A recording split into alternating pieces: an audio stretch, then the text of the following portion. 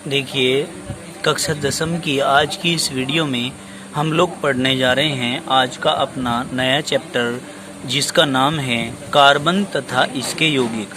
अध्याय नंबर 4 है कार्बन तथा इसके यौगिक। हमने ये आज चैप्टर पढ़ना है और इससे पहले हम फर्स्ट, सेकंड और थर्ड चैप्टर पढ़ चुके हैं, जो कि थर्ड चैप्टर धातु और अधातु है शायद मेरे ख्याल से। वो हमारे सिलेबस से हटा भी दिया गया है उसके कुछ टॉपिक, और उसके बाद भी हमने वो चैप्टर कंप्लीट कर लिया है। ठीक है, अपने बच्चों को कंप्लीट करा भी दिया है। अब हम इसके 3 चैप्टर पूरे करने के बाद आज चतुर्थ अध्याय जो हमारा आता है कार्बन तथा इसके यौगिक, इसको पढ़ेंगे। हमारा टॉपिक आता है कार्बन तथा इसका महत्व। कार्बन क्या है और इसका हमारे लिए क्या महत्व है, ये हमको पढ़ना है। देखिए, कार्बन एक अधातु है। क्या है? एक अधातु। भूपर्पटी तथा वायुमंडल में कार्बन की बहुत अल्प मात्रा पाई जाती है। किसमें? भूपर्पटी में तथा वायुमंडल में कार्बन की बहुत अल्प मात्रा पाई जाती है, थोड़ी मात्रा पाई जाती है। भूपर्पटी में कार्बन लगभग 0.02% खनिजों जैसे कि कार्बोनेट खनिज, बाइकार्बोनेट खनिज, पेट्रोलियम खनिज, कोयला खनिज आदि के रूप में पाया जाता है। ठीक है जी। जबकि वायुमंडल में यह लगभग 0.03% कार्बन डाइऑक्साइड गैस के रूप में होता है। क्या जी? वायुमंडल में यह लगभग 0.03% कार्बन डाइऑक्साइड गैस के रूप में पाया जाता है। हमारे दैनिक जीवन में उपयोग होने वाली वस्तुओं में कार्बन का विशेष महत्व होता है, जैसे कि कपड़े हुए, दवाइयाँ हुई, ईंधन हुए, प्लास्टिक, शैम्पू, साबुन, तेल, परफ्यूम, कलर, किताब, कागज, रबड़, एलपीजी, सीएनजी आदि सभी में कार्बन यूज होता है। फिर हम कहेंगे सभी पौधे, जंतु तथा सजीव कार्बन यौगिकों से बने हैं। किससे? कार्बन के यौगिकों से बने हुए होते हैं सारे के सारे। ठीक है ना? किससे मिलकर के बने हुए होते हैं भाई? कार्बन के यौगिकों से मिलकर के बना होते हैं।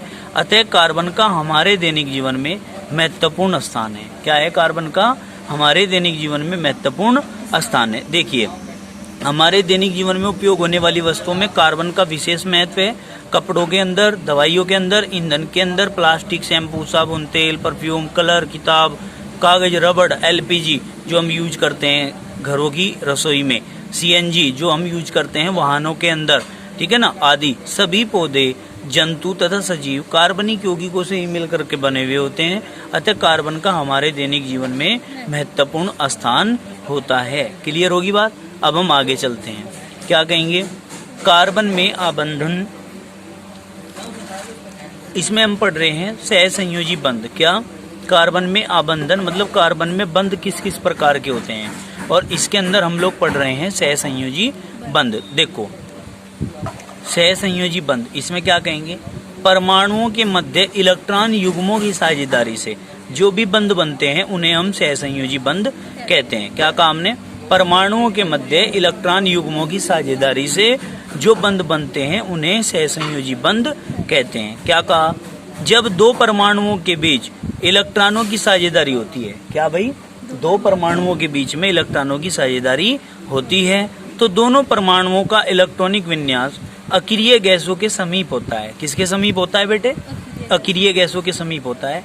केवल संयोजकता कोष के इलेक्ट्रॉन ही सहसंयोजी बंध बनाने में भाग लेते हैं, अर्थात केवल बाह्यतम कोष के इलेक्ट्रॉन ही बंध बनाने में पार्टिसिपेट करते हैं। क्या कहा? दोबारा सुनो। सहसंयोजी बंध में भाई परमाणुओं के मध्य इलेक्ट्रॉन युग्मों की साझेदारी से जो बंध बनेगा, साझेदारी से, किससे? साझेदारी से जो बंध बनेगा वही सहसंयोजी बंध होगा, उन्हें सहसंयोजी बंध कहते हैं हम।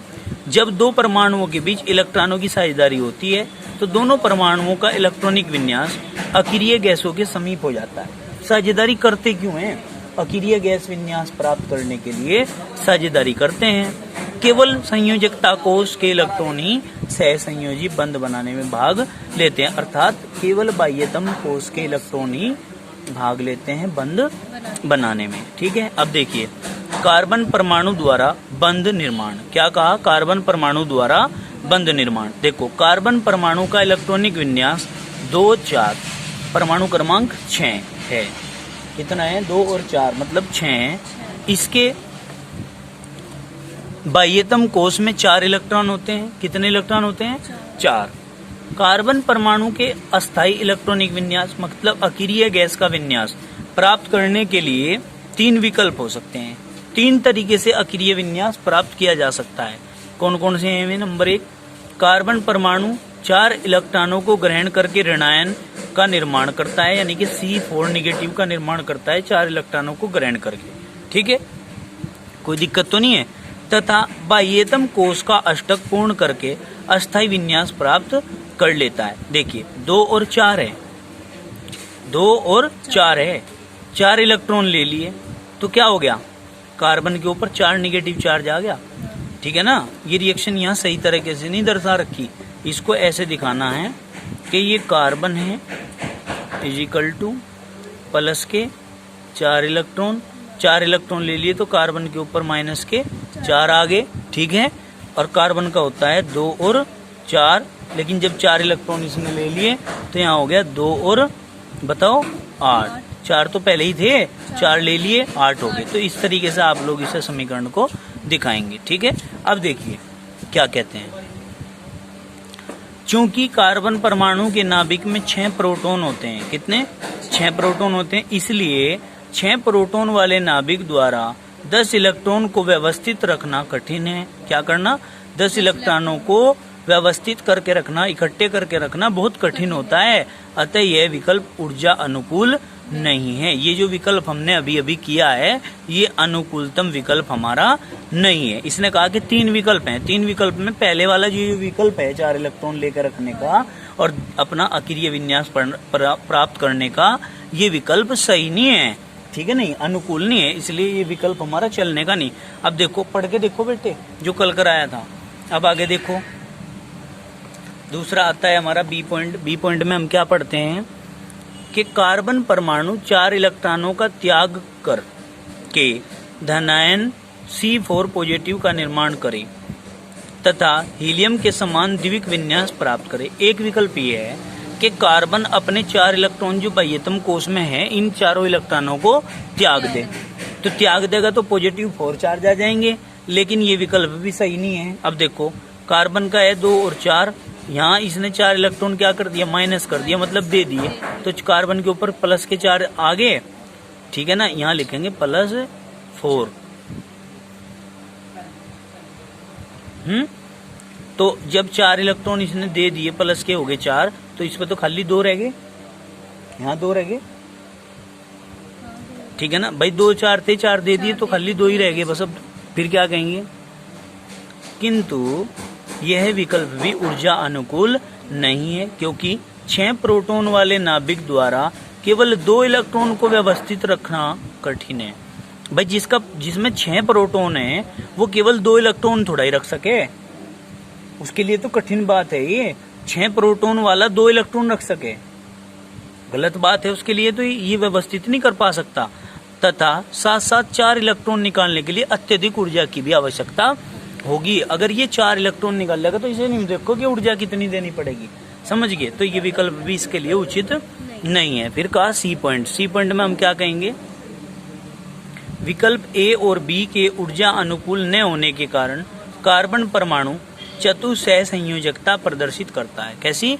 चतुष्क सह संयोजकता प्रदर्शित करता है ये, जिनमें एक कार्बन परमाणु 4 सहसंयोजी बंध बनाते हैं। एक कार्बन परमाणु कितने बंध बनाता है? 4 सहसंयोजी बंध बनाते हैं। इन 4 सहसंयोजी बंधों का निर्माण निम्न 3 प्रकार से हो सकता है। कितने प्रकार से हो सकता है? 3 प्रकार से। कैसे कैसे बेटे?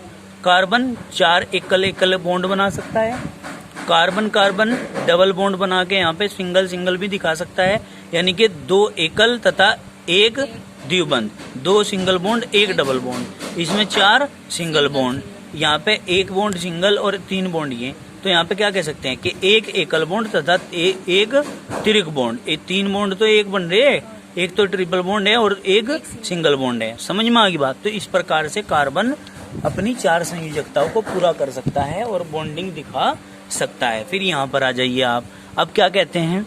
किंतु 2 कार्बन परमाणुओं के बीच चतुष्क बंध कभी भी नहीं बनता। क्या जी? 2 कार्बन परमाणुओं के बीच में कभी भी फोर बॉन्ड कभी भी नहीं आएंगे, चतुष्क बॉन्ड कभी भी नहीं होगा। अब देखिए ये बात कंडीशन लगा दी। अब आगे चलते हैं सहसंयोजी बंध के प्रकार। सहसंयोजी बंधों के प्रकार क्या हैं? ये 3 प्रकार के होते हैं। सहसंयोजी बंध कितने प्रकार के होते हैं? 3 प्रकार के। एकल सहसंयोजी बंध, द्विकीय युग्म सहसंयोजी बंध और त्रिक सहसंयोजी बंध।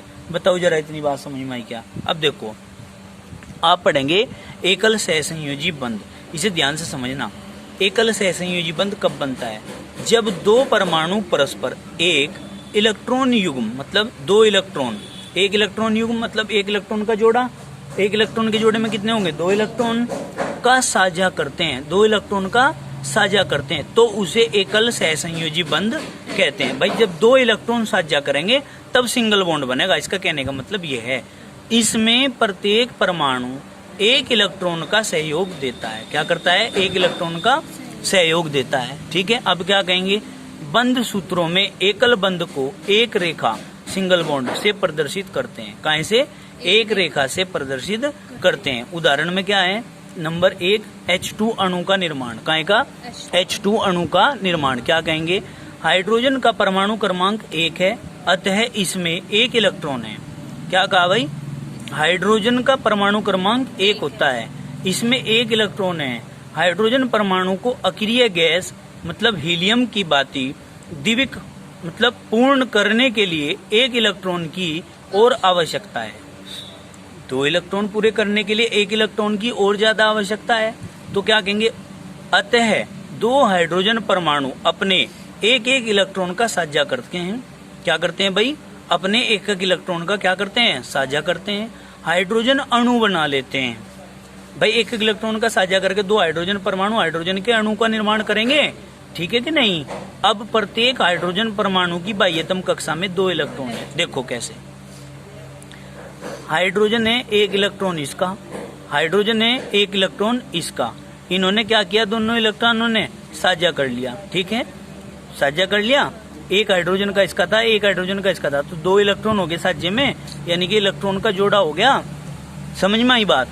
तो जब 2 इलेक्ट्रॉन 2 हाइड्रोजन के बीच में आ गए हैं तो मतलब सिंगल बॉन्ड आ गए इनके बीच। तो इस प्रकार से हमने क्या कह दिया? एकल सहसंयोजी बंध इस प्रकार से बनते हैं। तो आज हमने यही पढ़ना है केवल।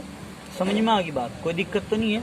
अब देखो एक तरीका और भी है इसमें बनाने का। देखो कैसे? एकल सहसंयोजी बंध, ये क्लोरीन है, ये क्लोरीन है। एक क्लोरीन के बाह्यतम कोश में होते हैं 2 और 8 और 7, मतलब 7 इलेक्ट्रॉन होंगे। 1 2 3 4 5 6 और 1 7। इसके भी ऐसे ही होंगे 1 2 3 4 5 6 और 1 7। समझ में आ गई बात? तो क्या होगा? एक का यहाँ साझा हो गया, एक का यहाँ साझा हो गया। तो क्लोरीन और क्लोरीन दोनों के बीच में क्या आगे बेटे? 2 इलेक्ट्रॉन। 2 इलेक्ट्रॉन आगे तो क्या होगा? Chlorine single bond chlorine. तो इस प्रकार से भी एकल बंध हम दर्शा सकते हैं। बताओ जरा समझ में आई क्या बात? कोई दिक्कत तो नहीं है? तो क्लोरीन क्लोरीन में इस प्रकार से भी हम बॉन्ड को दर्शा सकते हैं। आज के लिए इतना ही काफी। कक्षा 10 की इस वीडियो में कक्षा 10 के सभी भैया बहनों से ये विनम्र निवेदन है कि वो सभी अपने अपने डॉक्यूमेंट्स जमा करा दें और अपने फर्स्ट चैप्टर का, सेकंड चैप्टर का, थर्ड चैप्टर का अभ्यास करें। जो वीडियो आप लोगों तक भेजी गई हैं पहले भी उनको बार बार देखें और याद करें, क्योंकि जिस दिन भी स्कूल खुल गए उस दिन आपकी टेस्ट प्रक्रिया पूरी हो जाएगी, पूरी चल जाएगी जोरों शोरों पे। ठीक है जी? केवल लर्निंग का काम चलेगा, पढ़ाने का काम हम वीडियो के माध्यम से कर चुके हैं। 2 चैप्टर आपके रह रहे हैं, ये भी धीरे धीरे करके ऐसे ही खत्म हो जाएंगे। ठीक है? सभी भैया बहन अपने डॉक्यूमेंटेशन की प्रक्रिया पूरी करा लें, स्कूल में भेज दें, विद्यालय में अपने डॉक्यूमेंट्स। धन्यवाद।